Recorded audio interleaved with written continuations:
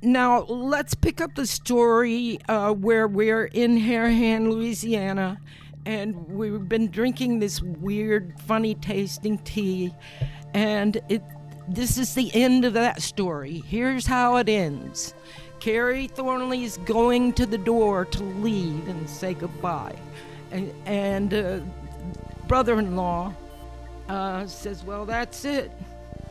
All we need to do is frame some jailbird for it. And Kerry said, why do you want to frame a jailbird? Why not frame a commie? And he said, well, Kerry, who would you suggest framing? And he was, at that point, he smirked and he looked down at his shoes. He was obviously aware of what I was going to say, which was, why don't you frame some communist? 2 weeks later, Kennedy was assassinated. Then Oswald was accused. I'd been in the Marines with Oswald. I had written a novel based on Oswald about a Marine who defects to the Soviet Union at the end of the book. It was like the main character of my book jumped up off the pages and shot this president that I'd wanted assassinated anyway. It was a very weird feeling of like being very close to the crime without actually being connected to it at the time. Then came Jim Garrison, who accused Kerry of meeting Oswald in New Orleans. Kerry swore up and down he didn't meet Oswald in New Orleans. But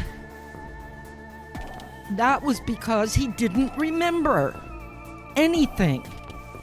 That was Sandra London, a good friend of Kerry Thornley, who recorded him in the 1990s. There's a term the CIA uses, as I understand it, called programming. Or maybe it's an FBI term, maybe it's both. Anyway, it's an intelligence community term where they sit down with somebody and basically they tell them a bunch of things over and over again so that they will remember them. They call this programming.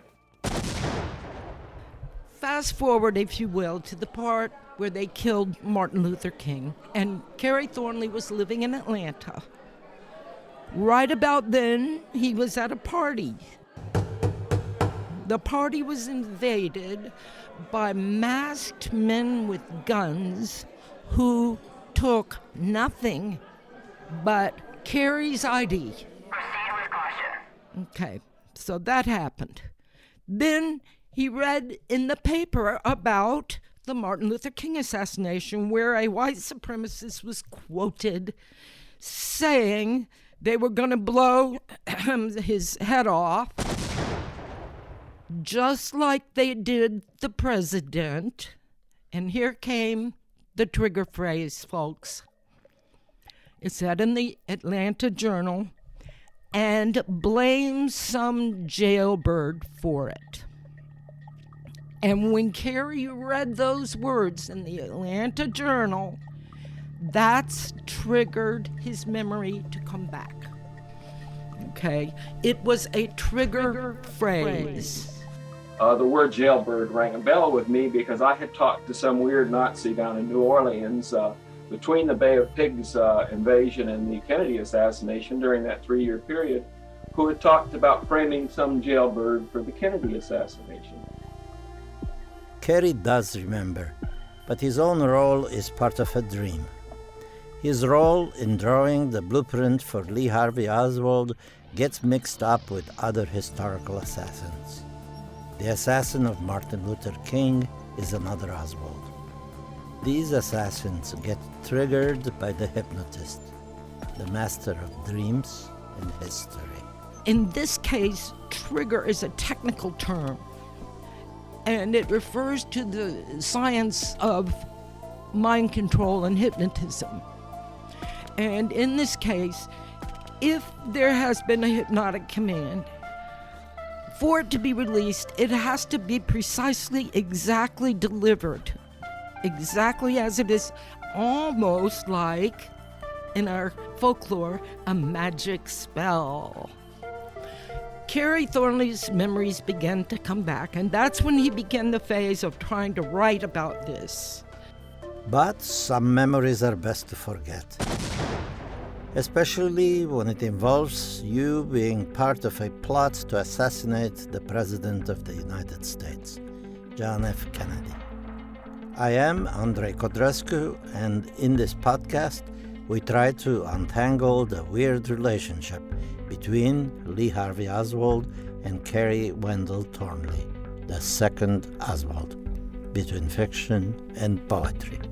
Here comes Oswald down the hall again. Did you buy that rifle? After facts that you people have been given, but I emphatically deny these charges. I'm just a patsy. A few days later, Oswald is shot and killed while being transferred to the county jail. But Lee Harvey Oswald did not stand trial. Shortly after 11 that Sunday morning, with half 100 newsmen, 3 television crews, and 70 police on hand, he in turn was fatally wounded, as publicly as any man in history. The type of mind control I was experiencing at the time that I can positively identify as such was happening to me in the form of something very much like dreams as I was drifting off to sleep. Just before I went to sleep, they usually happened. And at that moment, in April 1968, Kerry was flooded with all the memories hidden from him, and not only his own personal memory, but the historical memory of his time, possibly other assassinations. He has now fully accepted he was part of the conspiracy to kill the president. What's more, he was chosen to wake up Eris, the goddess of chaos, who loves the orgies of disorder. Even she employs the forces of darkness along with the ecstasy of the 60s. Kerry's mock religious Bible, Principia Discordia, which he wrote with his friend Greg Hill in a bowling alley, has not gone unnoticed. Turns out that an entire generation of young people had been waiting for Eris to wake up. Rushing to help the birth of a new world of chaos is Robert Anton Wilson, an editor for Playboy magazine, who picks up the threads of the Principia Discordia and ties them to the mythological powers of other hidden conspiracies. Here is Wilson on a talk show in the late 90s. How it all started? It started with a fellow I used to know named Kerry Thornley, who was one of the co-creators of the only religion I've ever been able to really enjoy, the Discordian religion, which is based on worship of Eris, the goddess of chaos, confusion, discord, bureaucracy, and international relations, the 5 levels of chaos in the world. And, you know, the argument for the existence of Eris is very simple. If Eris doesn't exist, who put all this chaos here? Nobody can answer. Anyway. Wilson saw archetypal ancient forces waking up and wrote his magnum opus, the Illuminatus trilogy, which reveals them. Rosicrucians, Kabbalists, alchemists, Arab mystics, Cathars, Freemasons, the Protocols of Zion, time travelers, layers and layers of suppressed plots, obvious cellular atomic light imprisoned just under the skin of the Enlightenment and reason by the guardians of order. Why this proliferation of the obvious is a huge fuck you to so-called civilized society. America is in for a ride. Anyway, Kerry got indicted by Jim Garrison as one of the Kennedy assassination team. And Kerry thought at the time, and all of us who knew him thought, that Garrison was just off his head or an unscrupulous demagogue. And then, to our great astonishment, a couple of years later, Kerry announced that he thought it was true, that while he was in the Marines, he thinks he remembers that he volunteered for an experiment, and he thinks they gave him drugs and brainwashed him and turned him into a zombie like the Manchurian Candidate. So he was part of the Kennedy assassination, but he didn't know it. I mean, he has some memories come back now and then. Was he one of the fake Oswalds that were? That was one theory. That was one of the theories Garrison promoted. And where does Robert Anton Wilson get his stream of consciousness? Hidden forces. In around 1973, I became convinced for a while that I was receiving messages from outer space. But then a psychic reader told me I was actually channeling an ancient Chinese philosopher, and another psychic reader told me I was channeling a medieval Irish bard. And at that time, I started reading neurology, and I decided it was just my right brain talking to my left brain. And then I went to Ireland, and I found out it was actually a 6-foot-tall white rabbit. They call it the puka, and the Irish know all about it. So it depends on who I'm talking to, which of these metaphors I use to explain where these weird patterns come from that jump out of the books and take hold of the readers and change their lives. It's not me, it's a 6-foot-tall white rabbit from County Kerry. Or it's the right hemisphere of everybody's brain. We're only different in the left hemisphere. In the right hemisphere, we all share in the same morphogenetic field. The collective unconscious. And the collective unconscious. In the rush that follows the rise of Eris from the chains of reason, how are Kerry and his associates going to help her along? Lightly, and semi-seriously, with humor and poetry. OMG, OMF, Operation Mindfuck. Here is Jesse Walker, author of The United States of Paranoia, a conspiracy theory, explaining this new style of satire and enlightened sarcasm perfected by Robert Anton Wilson and Kerry Thornley.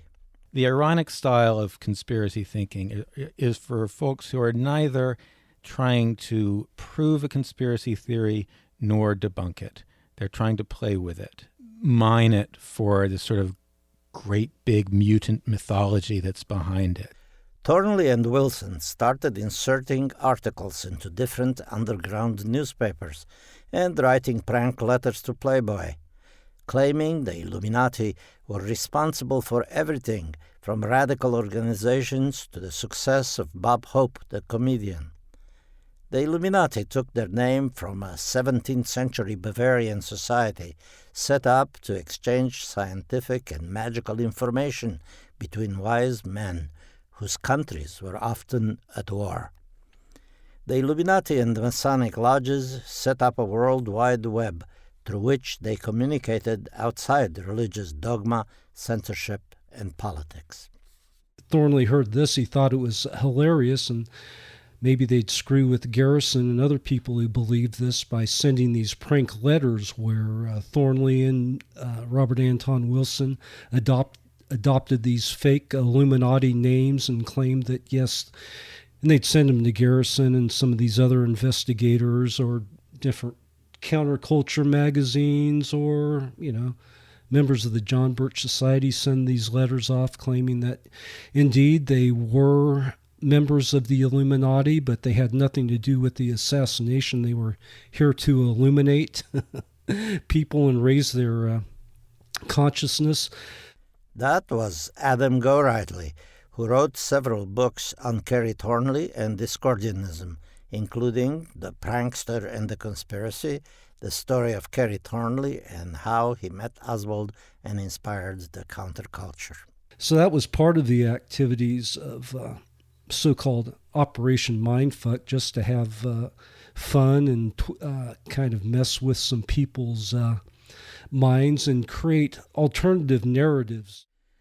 Kerry Thornley and Robert Anton Wilson, with the help of psychedelics, set up a modern but still primitive means of communicating universal knowledge. That would eventually become the Internet, the house of knowledge and QAnon. Eris did not particularly distinguish truth from lies as long as they cause major disturbances. So it was natural, if you're interested in the ways that people in looking at the world impose a sort of order on it, that these guys would get interested in conspiracy theories, since a lot of conspiracy theorizing is, seeing what signals you can arrange, to make sense of the world and make a more coherent picture. And as we know, often with conspiracy theories, the coherent order is not really there. It is in the eye of the beholder. Well, I think we have to look at why people believe these conspiracy theories, and we can't just dismiss them as crazy people. We can't just put America on the couch and say, what a crazy country. We have to look at what is it about the history of the secret state in America that has led people to have these extreme deep state conspiracy theories. What is it about the CIA's plots against Castro, the FBI's spying on domestic dissidents, including Martin Luther King? What is it about these actual government activities that led people to believe that the government was capable of killing the president? Why would people so distrust the CIA that they would think that the CIA would actually kill the American president? That was Professor Catherine Olmsted, who wrote Real Enemies, Conspiracy Theories and American Democracy, World War I to 9/11. Another real conspiracy that Kerry Thornley tied directly to the JFK assassination was Watergate. Until Watergate, my consciousness was not high enough for me to perceive the reality of such things as the Mafia and the CIA working together. I had not conceived of things that way before.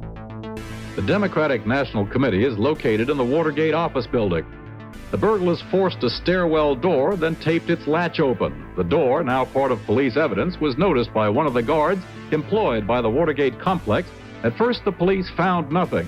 Then they spied 5 men crouching behind some desks. Kerry thought that E. Howard Hunt, one of the burglars in the Watergate scandal, was one of the men he had met in New Orleans by the nickname of brother-in-law, and they conspired to make Oswald into a patsy. Another trail of evidence leads to Edward Howard Hunt. That's who I think it was. It still could have been somebody impersonating and looking as much as possible like Edward Howard Hunt. It still could have been somebody else. The intelligence community is deep and convoluted. It's very hard to figure out who's on which side unless you have a program, and I unfortunately do not have a program. As the Watergate scandal evolved and Hunt appeared regularly on television, Kerry incorporated E. Howard Hunt in his vision of Operation Mindfuck. Television and life are conjoined in America, and it is impossible to distinguish one from the other. Mix in a bit of your own mindfuck, and you have a rich world. It does come with dangers if one is also committed to a reasonable version of reality. Not right away. There was not only the fear for my life, there was the fear that they would do something to my son, there was the fear that they would do something to my ex-wife, there was the fear that they would do something to my girlfriend. The closest any of those fears came to realization is that my girlfriend's cat disappeared, as far as I can tell, and Robert Anton Wilson's daughter was murdered. Other than that, though, it was like most of the fears were unfounded. But what had already been going on was in some ways so much worse than that anyway, stuff that I didn't realize yet.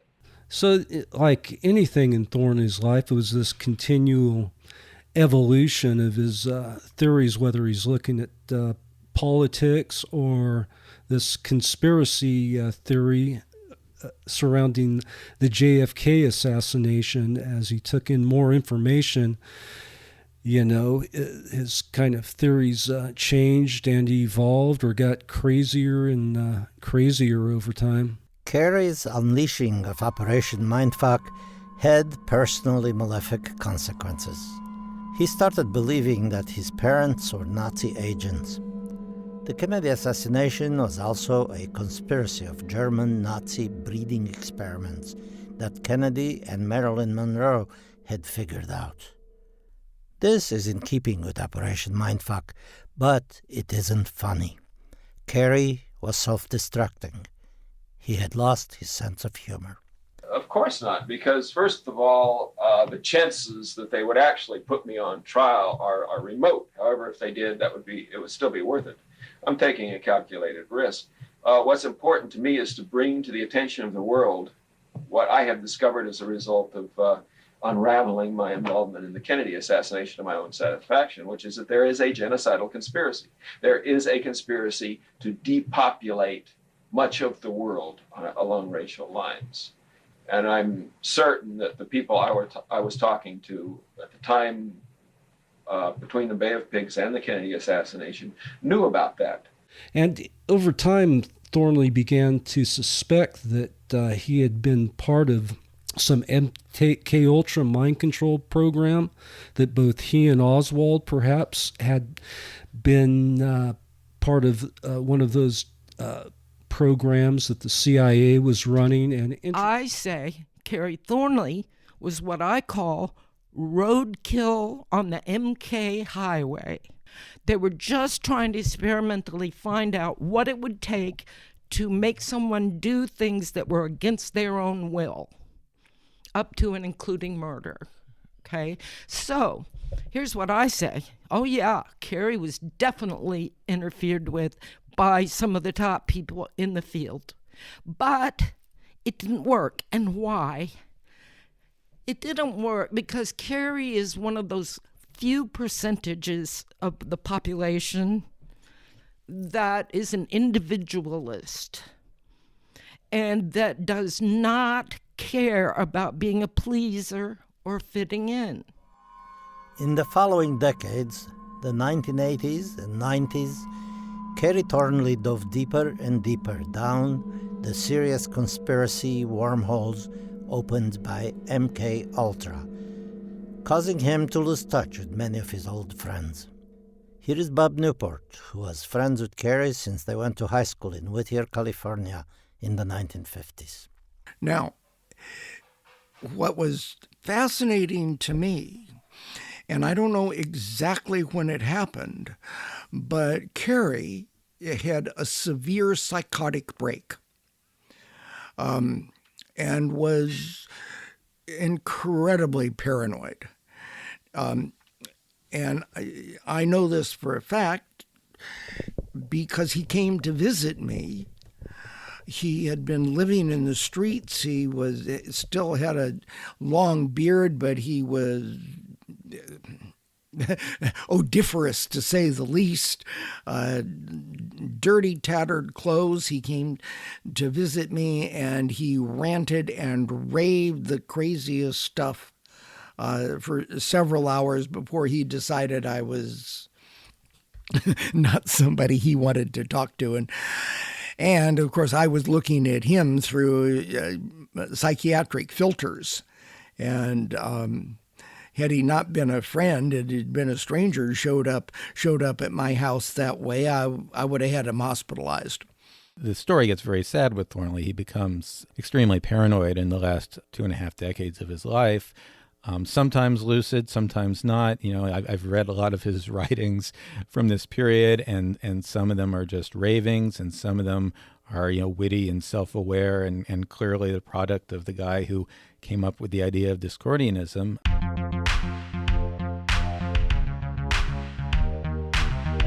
And how did I meet Kerry? Well, it's a bit of a tale. I'll try to make it not too long. I was in the zine revolution in the 80s, and I was publishing stories written by prisoners. And so I first became familiar with Thornley's work probably in the late 80s or so. I knew about Kerry Thornley for at least a year before I met him through Fact Sheet 5 because he was also a zinester, and he had a regular column every time it came out called Conspiracy Corner. And just because I read Fact Sheet 5 cover to cover, I would read his stuff. So I vaguely knew who he was. His stuff did not seem very sensible. It seemed crazy. So, okay, this is interesting. Started reading some of these articles, and they didn't make any sense to me, really. But there was something intriguing about the writing, And so that name was kind of in my head. But then I was also heavily into the Kennedy assassination at that point, reading about all the different conspiracy theories and whatnot. And I learned that Thornley had his own writings about the Kennedy assassination called Dreadlock Recollections. Kerry was homeless on the streets of Atlanta, selling trinkets and his conspiracy zines to survive. Often you could find him in the Five Points neighborhood, carrying a typewriter and selling his essays that he would type up on request. The world of the internet, just around the corner, would have made Kerry Thornley world famous. He was born 1 minute too soon. He was, unfortunately, like many of us, in what we call the avant-garde. Like Moses, he didn't get to set foot in the Holy Land of JSTOR and QAnon. So there was no way to contact him. We didn't have email or anything in those days. So I was living in Atlanta, happened to be walking down the street and little 5 Points, and there he was. I recognized him because he had his picture in the conspiracy corner in Fact Sheet 5 going through the 80s. And I said, You're Kerry Thornley. And he said, yeah, you got me. So I took him home, smoked him out, and we became best friends from then on. Sandra became close friends with Kerry and began recording his views and story. In her own right, she became famous for her books on infamous serial killers. She was the subject of a biopic documentary by filmmaker Errol Morris. In 1991, I traveled to New Orleans with Kerry Thornley to put him on TV for Steve Dunleavy to present him on A Current Affair. So during that trip, I had a wonderful experience, and both New Orleans and Kerry Thornley, he just won't stop raving. And so we walked, and it was foggy. It was even foggy. Walking through the fog and the dawn and in the French Quarter with Kerry raving, and then my mind just kind of slipped a gear, and I just let it flow, and it was glorious. I think that's what New Orleans is all about.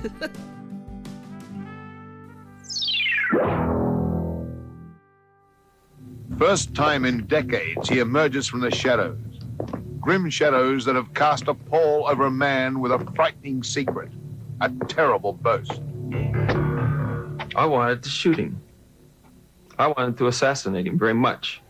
You have just seen and heard a man called Kerry Thornley, who used the exotic background of New Orleans as his headquarters for a deranged plot to assassinate President John F. Kennedy. His one regret, his good friend and Marine buddy Lee Harvey Oswald got there before him. Did you like it? He was intellectual, he was well-read, he was intelligent, he was funny. Yeah, I liked him a lot, you know. Thornley, as a young man, liked Oswald so much that from this apartment on Napoleon Street in the French Quarter of New Orleans, wrote this book called Idle Warriors, in which Oswald appears as the hero. And that was 1 year before the assassination. That's right, 1 year before the assassination. Kerry went on to tell Sandra and the reporter on the show about his meetings with Slim Brooks and brother-in-law, the plot to frame Oswald. It was as if he wanted to unburden himself. I think an important thing to know about Kerry Thornley was that he had grace in the spiritual sense. He had grace, natural grace. When people say that someone's crazy or insane, they say that as a way to dismiss them, okay?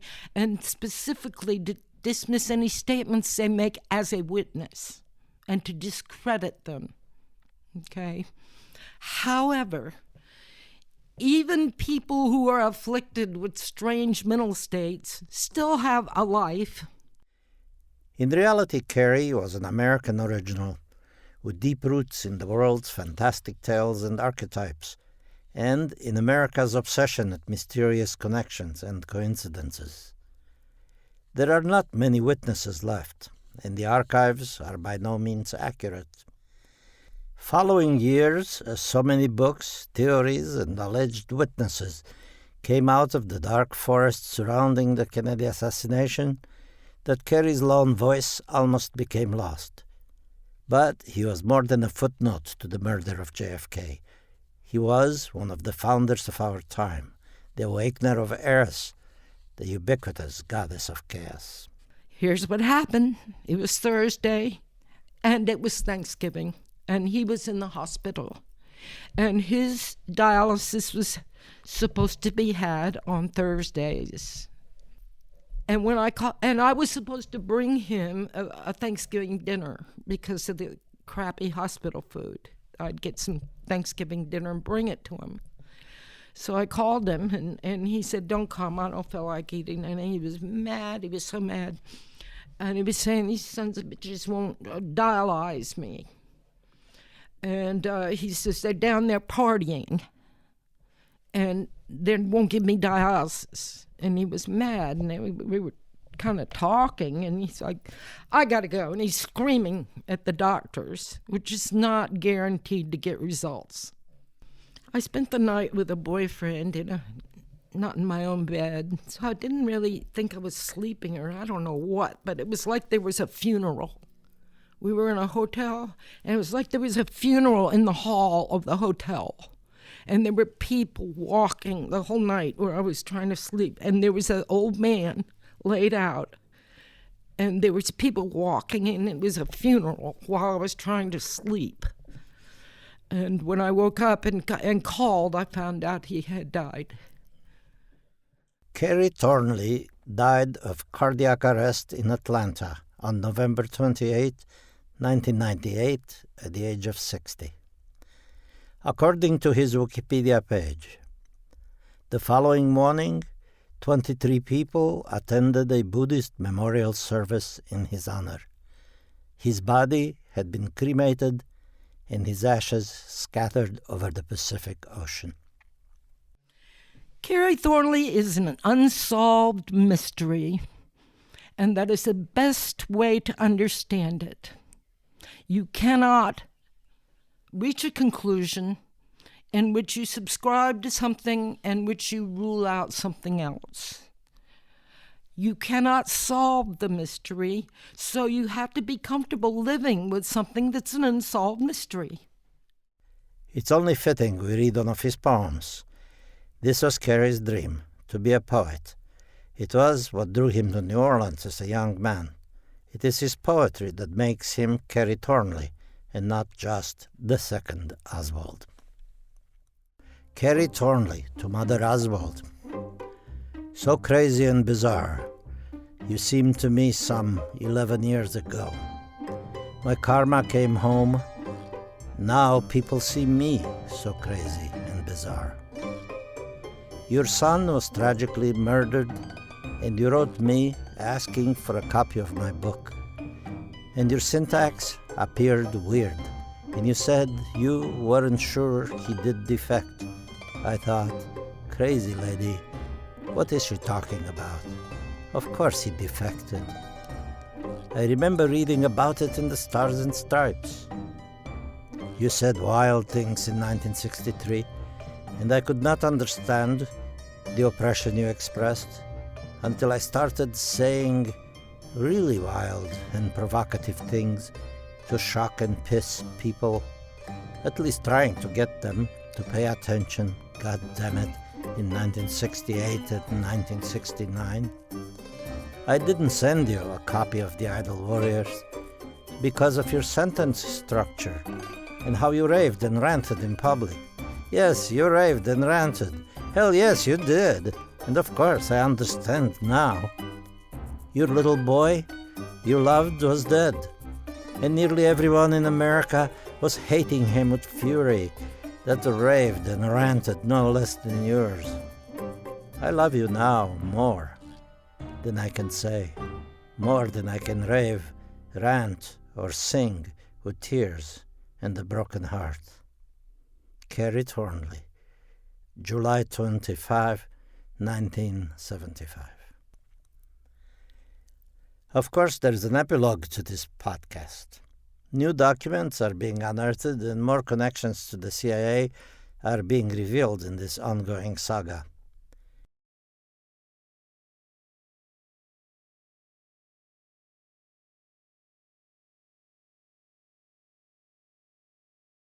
One interesting development is the deathbed confession of E. Howard Hunt, which was recorded by his son, St. John Hunt. Here is an excerpt that was broadcast on Coast to Coast Live a paranormal and conspiracy radio program out of Las Vegas.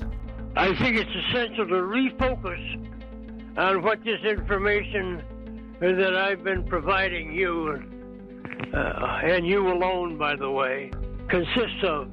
What is important in the story is that we've backtracked the chain of command up through Cordmeyer and laying the doings at the doorstep of LBJ. He, in my opinion, had an almost maniacal urge to become president. He regarded JFK as he was, in fact, an obstacle to achieving that. He could have waited for JFK to finish out his term and then undoubtedly a second term. So that would have put the LBJ at the head of a long list of people who were waiting for some change in the executive branch. What E. Howard Hunt is implying is that then Vice President Lyndon B. Johnson ordered the assassination of President Kennedy so that he could become president. This is a deathbed confession, and nothing is definitely said. Conspiracy theories are like a mirror on ourselves. They tell us more about the believers than the creators. Like all conspiracy theories, everything is up for interpretation. But who knows? Kerry is laughing. Eris is in stitches too. And Operation Mindfuck continues. I am Andrei Codrescu, and this was The Second Oswald, a Ratapalax production, produced by Ram Devineni, written and performed by Andrei Codrescu. Audio engineered by René Veron. Supported through a grant from New York State Council on the Arts. All rights reserved.